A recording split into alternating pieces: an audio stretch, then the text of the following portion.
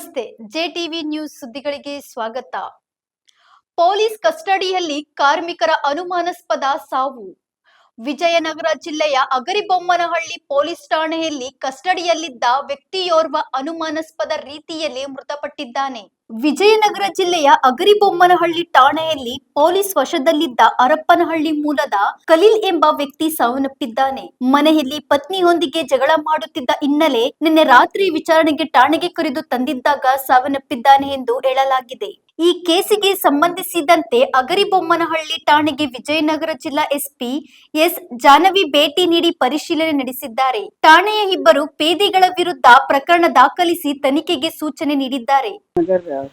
ಅಗರಿಬೊಮ್ಮನಹಳ್ಳಿ ನಿವಾಸಿ ಅವರು ಠಾಣೆಗೆ ಹಾಜರಾಗಿ ನಿನ್ನೆ ದಿನ ರಾತ್ರಿ ಸುಮಾರು 1 ಗಂಟೆಗೆ ತನ್ನ ಗಂಡ ಜಗಳ ಮಾಡಿ ತೊಂದರೆ ಕೊಡ್ತಾ ಇದ್ದಾನೆ ಅನ್ನೋ ವಿಚಾರಕ್ಕೆ ಅವರು ಠಾಣೆಗೆ ಬಂದು ಹೇಳಿದ ಸಂದರ್ಭದಲ್ಲಿ ಠಾಣೆಯಲ್ಲಿದ್ದವರು 112 ಮೂಲಕ ಅವರು ಹಸ್ಬೆಂಡ್ನ ಕರ್ಕೊಂಡ್ಬರ್ತಾರೆ ಠಾಣೆಗೆ.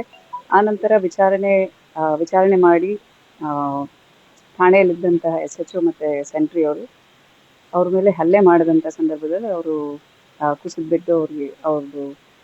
ಕುಸಿದ್ಬಿದ್ದವ್ರನ್ನ ಹಾಸ್ಪಿಟ್ಲಿಗೆ ತೊಗೊಂಡೋಗಿರ್ತಾರೆ. ಸೊ ಹಾಸ್ಪಿಟ್ಲಲ್ಲಿ ಡೆತ್ ಆಗಿದೆ. ಸೊ ಹಲ್ಲೆ ಮಾಡಿದ್ರಿಂದ ಡೆತ್ ಆಗಿದೆ ಅಂತ ಒಂದು ಕಂಪ್ಲೇಂಟ್ ಕೊಟ್ಟಿದ್ದಾರೆ.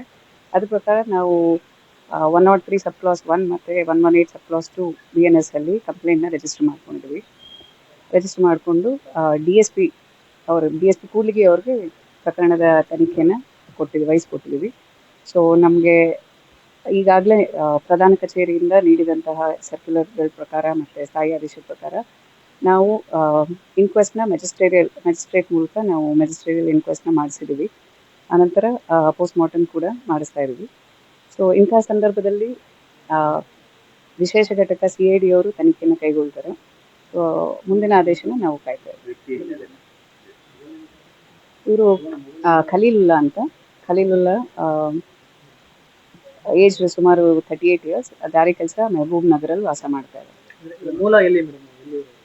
ಮೂಲ ಅವ್ರದ್ದು ಹರಪನಹಳ್ಳಿ ತಾಲೂಕು. ಅವರು ಇಲ್ಲಿ ಅವರು ಗಂಡ ಹೆಂಡತಿ ಇಲ್ಲೇ ವಾಸ ಇದ್ರು, ಇಲ್ಲೇ ಕೆಲಸ ಮಾಡ್ಕೊಂಡು ಇಲ್ಲೇ ವಾಸ ಇದ್ರು.